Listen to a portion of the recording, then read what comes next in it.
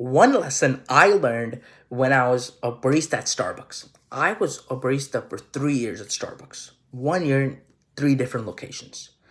The first location, when I joined Starbucks the first time, I was 16. It was my first job. I was excited. But I, into like 2, 3 months into it, I realized I don't like working there. I was always criticized. I was always not punished, but people always told, nobody appreciated me. I remember once I was preparing cold brew, and I asked a question to the manager. He turned at me, paused, and said, "You don't know it? And you've been here for 7 months?" At that point, I just felt I want to go home. I hated working there. But I thought work in general just sucked. And when my parents decided to move, I was like, I don't want to move. I already like it here because I know these people. And when we moved, I moved to another Starbucks. The first couple of days, I didn't like it. But later, I started loving going to work because I realized work doesn't have to suck.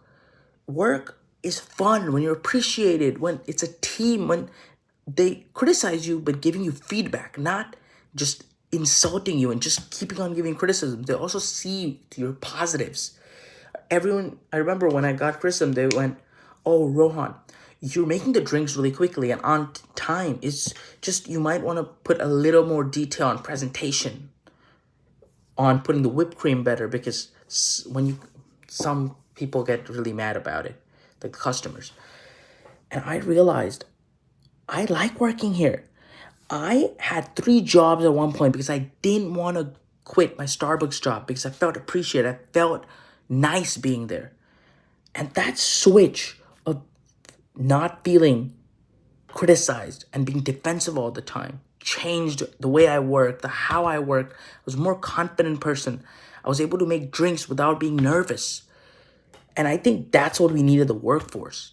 And a manager that can be able to do that is someone that will be able to have people work at their full potential because they're not afraid of making mistakes.